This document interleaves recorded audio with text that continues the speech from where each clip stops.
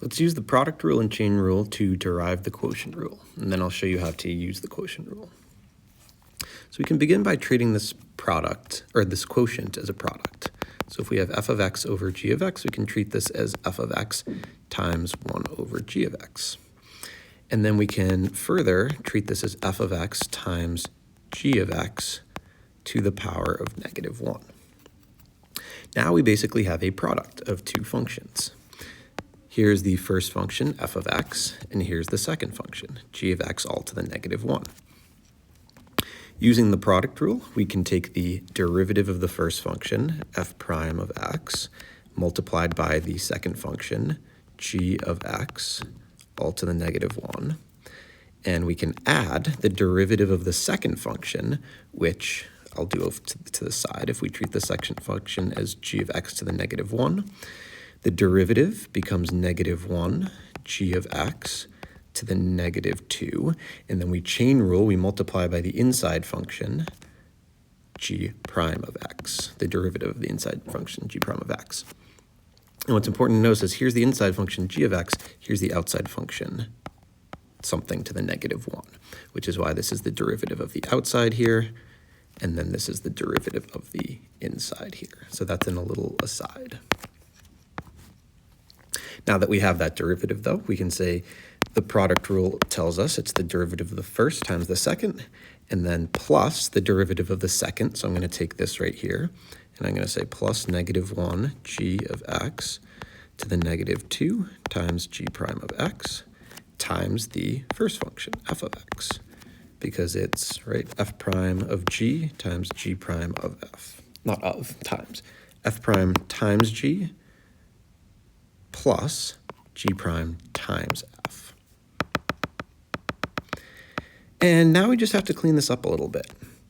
So instead of having these little exponents that are negative with our g function, I'm going to rewrite this as f prime of x all over g of x to the -1 is 1 over g of x.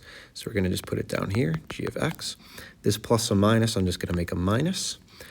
G of x to the power of -2 multiplied by this and that. I can say it's this times that. And I can put it all over g of x to the power of 2.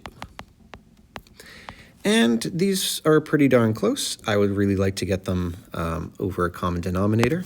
So I'm going to multiply by a good form of 1 g of x over g of x, which is going to leave me with f prime of x times g of x minus g prime of x times f of x, all over g of x squared. And this is the quotient rule. This is the rule for the derivative of a quotient of two functions, f and g. And I want you to notice this is really similar to the product rule in the way that I've structured it. So the product rule, if you write it as f prime of g plus g prime of f, and if we look at this quotient rule as being, I'll write product above this. If we look at the quotient rule as being f prime of g minus g prime of f all over g squared, well, this is really going to help you remember things because the product rule and the quotient rule are identical, if not for a minus in place of a plus, and then a g squared in the denominator. So it's a very natural progression for memorizing rather than trying to treat this as its own new thing.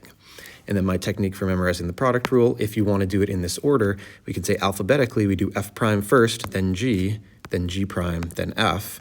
And if we match it in the quotient rule, we'll ensure we'll get the minus sign correct because the order matters when you're subtracting. So that's our quotient rule, and that's how we can derive it using just the product and the chain. Now let's do a couple problems, examples, see it in action. So we're given h of x is sine x over x squared. Let's rewrite this as f is equal to sine x. That would make f prime cosine x. We can say g is x squared, and we can say g prime then is 2x.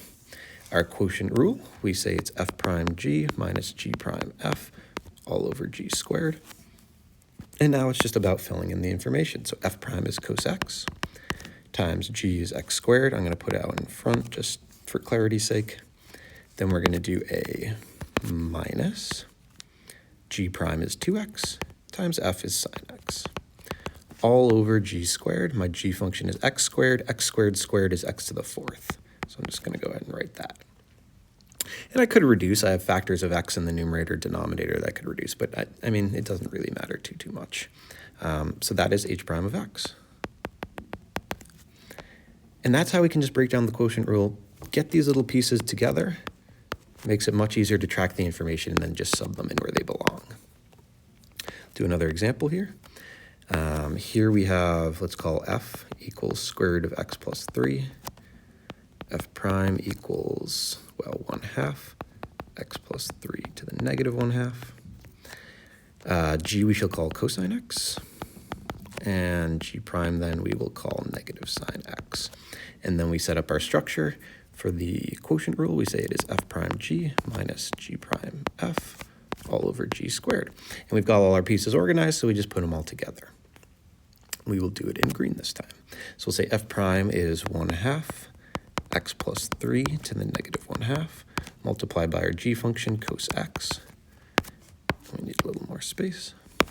We will subtract g prime, which is negative sine x, so negative negatives I'm going to make into a positive, and then multiplied by the f function, square root of x plus 3.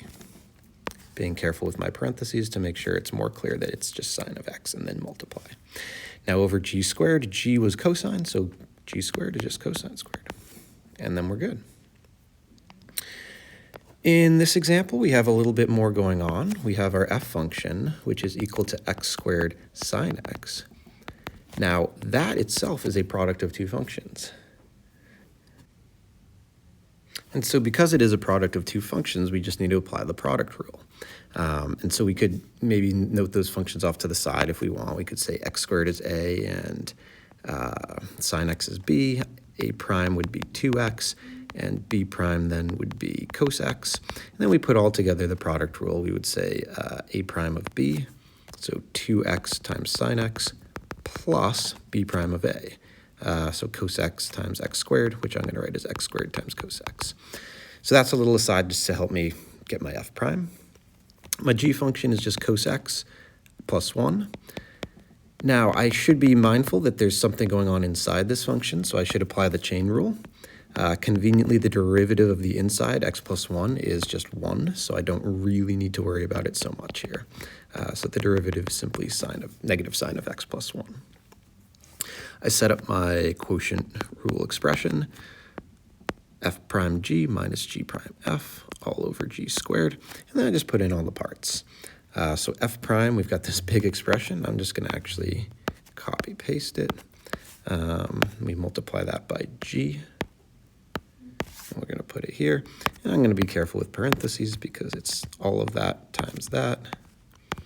We will subtract, and now we have g prime negative sine x, which actually is going to turn this into a plus.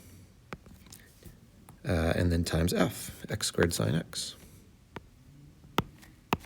We'll bring that right over here, make some space. So this is quite the long expression, a little complicated, but that's okay. Oops.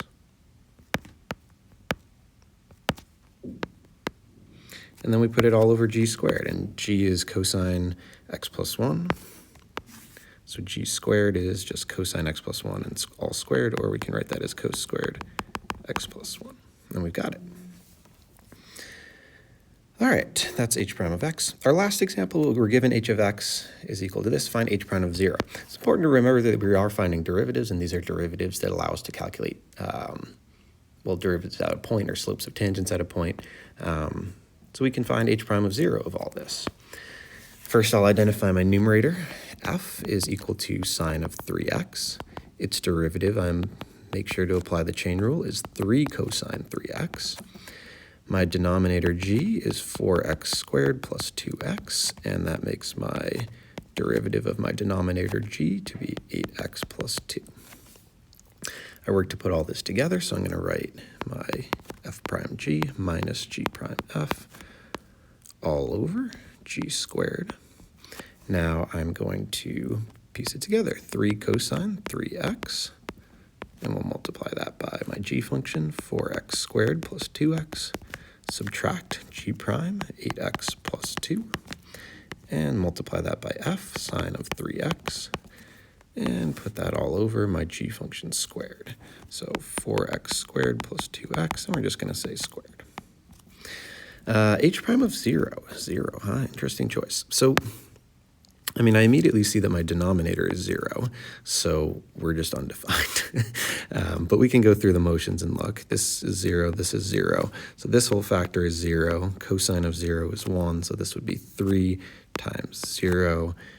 This would be 0 plus 2, so this would be a 2. Sine of 0 is 0, so this is 0. So we end up with 0 minus 0 over 0 equals 0 over 0.